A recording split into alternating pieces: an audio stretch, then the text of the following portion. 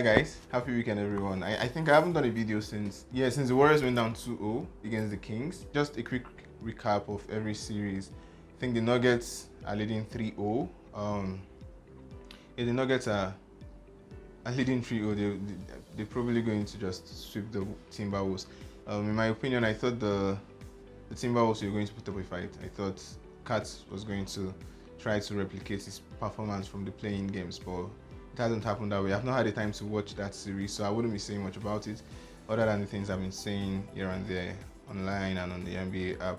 I think Ant has been playing very well in the series. I'm not sure if he has been shooting particularly well and if he has been doing everything well, but I think his point total has been up since the playing tournament. For the Grizz versus the Lakers, I think the Lakers lost game 2, and I saw talk about Dylan Brooks trash talking LeBron James. But yeah, the game 3 would be tonight, and I definitely would get to catch that game. It's the weekend, so I definitely get to catch that game. The Warriors, Sacramento, the Warriors won game 3. I think that series was really good, even though Draymond Green was out of the game, being suspended for the bad play he made. Right, he made a bad play against Sabonis, and the Clippers versus the Suns. Let's talk about Westbrook. Right, he's been playing very well.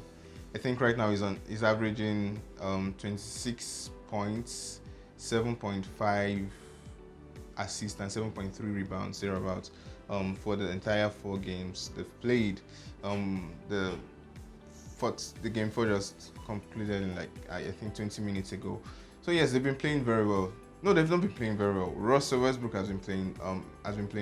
Over the last 3 games, he's been averaging over 30 points, I think about 7 assists and also about 7 rebounds. He's been shooting very well as well.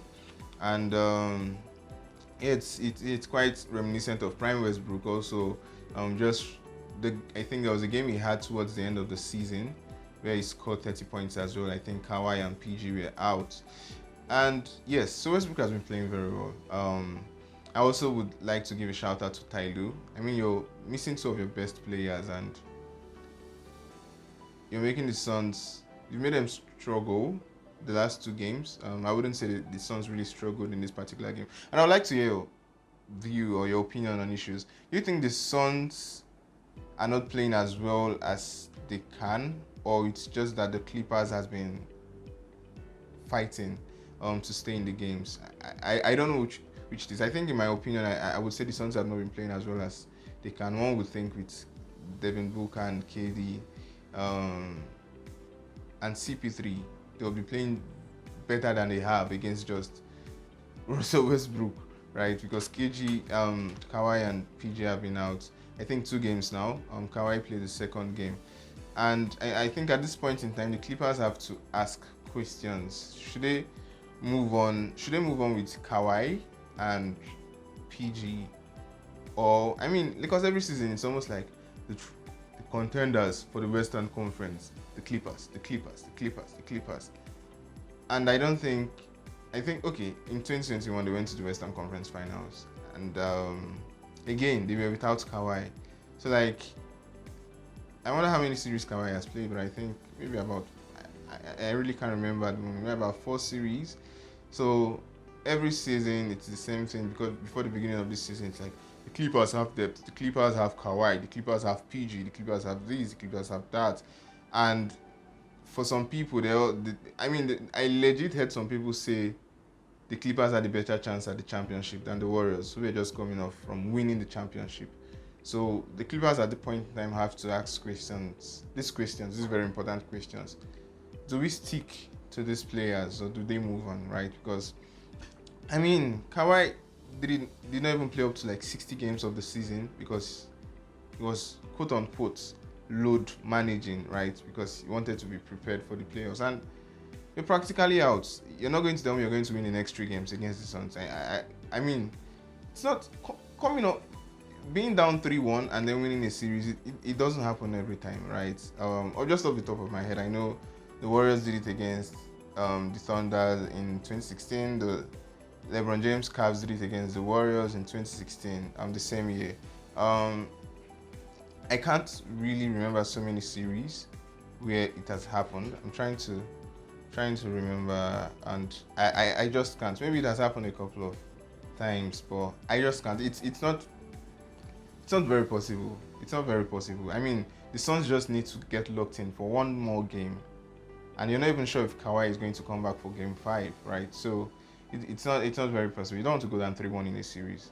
You may win, but your chances are low. Again, it's the same thing. It's mathematics. Like I said, going down to it's hard to win the series, right?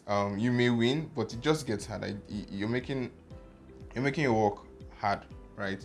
So the Clippers really have to ask those questions. And shout out to Ty Lue, missing two of your starters, two of your quote unquote best players, and still going on to, I mean, yeah, play your best, right? Russell Westbrook hustling hard, playing hard, but he can't do it alone. I mean, Ross against KD and CP3 and Devin Booker.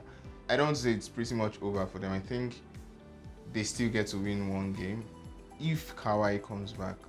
But I doubt I don't know. I don't know what his status is really, and yeah, I really don't know what his status is. So, but yes, props. Let's all give Ross his flowers. He has played hard, right?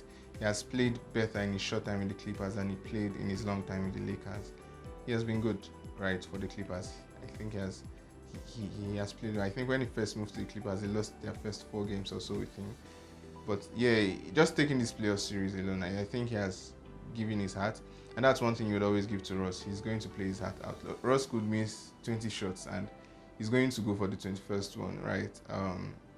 And that's something you have to give to him.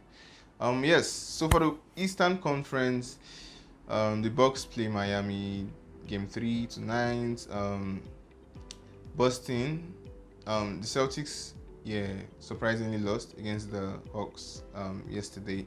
For the third seed, Philly successfully swept the Nets, and we also have the Cavs and Knicks series, which I haven't really gotten to catch a game yet, but I think it's been very interesting. I mean, their last game, Game 3, it was a 99-79 game, a 20-point differential game, but really just the low-scoring performance. I think the defense would have been really good in that game, but whatever happened, right? But then I think just looking at the potential 76ers versus Celtics series, right?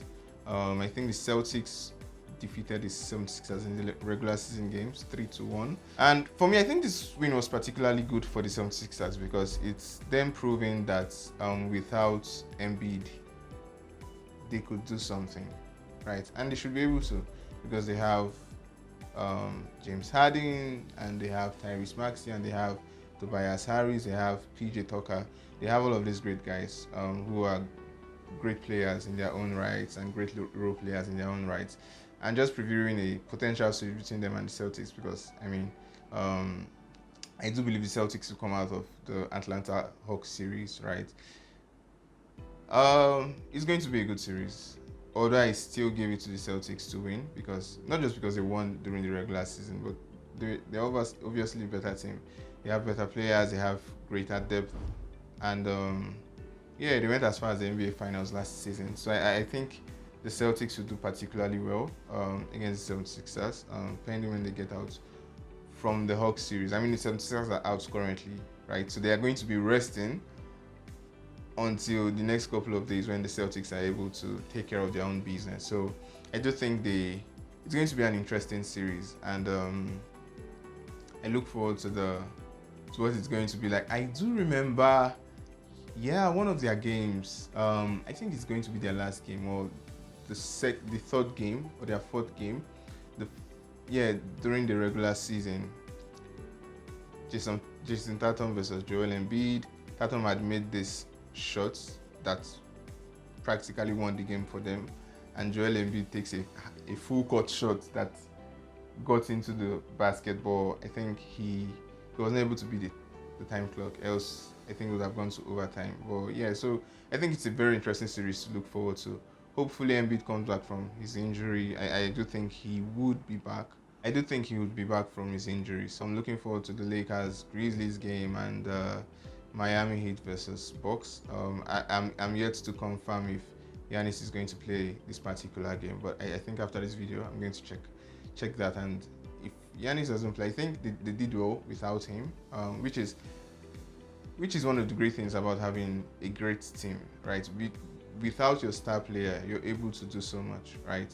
I believe Charles Barkley said Miami Heat losing Tyler Hero was greater than the Bucks losing Giannis, and a lot of people did not understand that statement.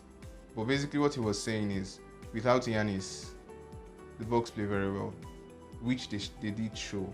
But without Hero, the Heat do not play as well, right? So even with Hero and without Giannis, the Bucks may be able to beat the Heat, right? But then if you lose Tyler Hero, who's one of your best scorers on the team, right? So have a great weekend, everyone.